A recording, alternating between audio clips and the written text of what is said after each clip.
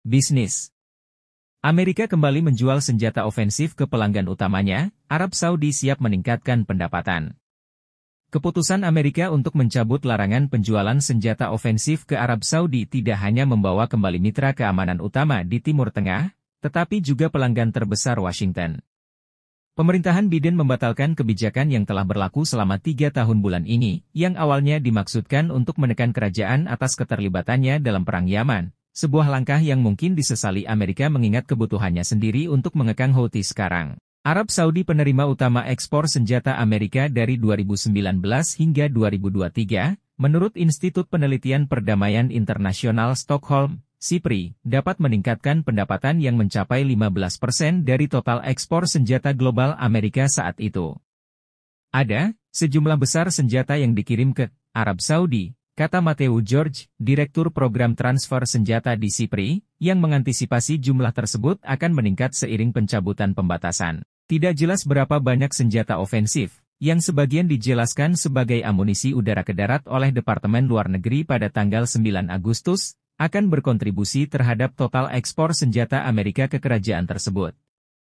Amerika diperkirakan akan mengirimkan ribuan bom ke Arab Saudi senilai lebih dari $750 juta dalam beberapa bulan mendatang setelah mencabut embargo, The Wall Street Journal sebelumnya melaporkan. Ekspor yang berfluktuasi.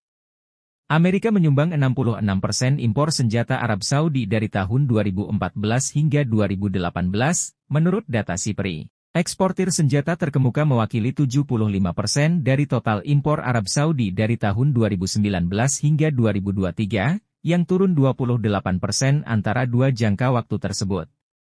Arab Saudi menyumbang 15% dari total ekspor senjata global Amerika selama 4 tahun terakhir karena Washington meningkatkan keseluruhan penjualan senjatanya.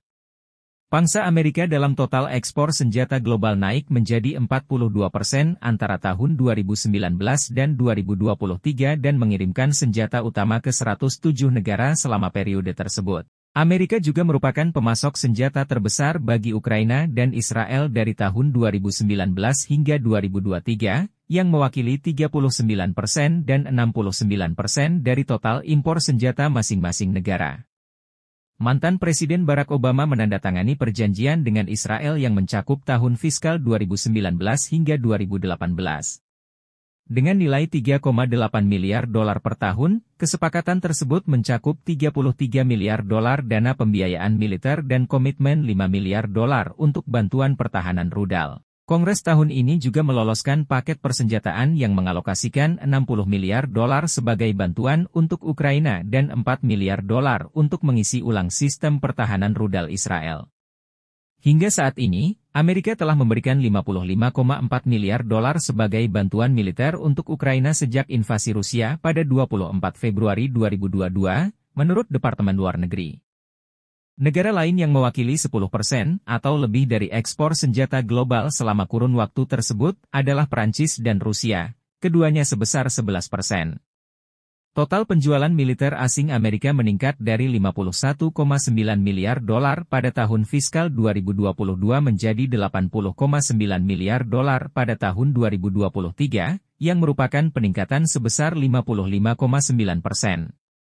Departemen tersebut mencatat bahwa itu adalah total penjualan dan bantuan tahunan tertinggi yang diberikan kepada sekutu dan mitra Amerika. Apa arti hal ini bagi pendapatan pasti yang dapat diterima Amerika masih jauh lebih tidak pasti, George menjelaskan, seraya mencatat angka seperti itu tidak akan diketahui hingga suatu organisasi atau negara asing mengajukan pertanyaan harga kepada Badan Kerja Sama Keamanan Pertahanan Amerika. Pada tahun 2023, Departemen Luar Negeri mengatakan lembaga pertahanan Arab Saudi adalah pelanggan terbesar untuk penjualan militer asing Amerika, dengan nilai penjualan individu lebih dari $140 juta.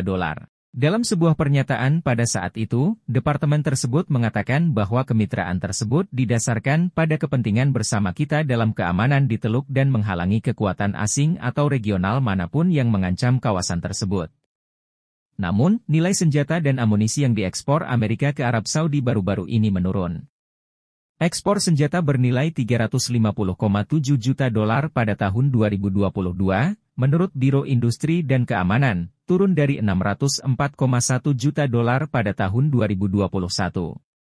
Nilai tersebut meningkat menjadi 391,04 juta dolar tahun lalu. Departemen Luar Negeri juga mengatakan pihaknya telah memberitahu Kongres tentang penjualan komersial langsung rudal Patriot kepada pasukan pertahanan udara Kerajaan Saudi tahun lalu, yang bernilai 1 miliar dolar. Arab Saudi merupakan pembeli senjata utama selama pemerintahan mantan Presiden Donald Trump. Selama kunjungannya ke kerajaan tersebut, pemerintah Amerika mengumumkan perjanjian dengan Arab Saudi senilai 350 miliar dolar selama 10 tahun dan 110 miliar dolar yang langsung tersedia saat itu.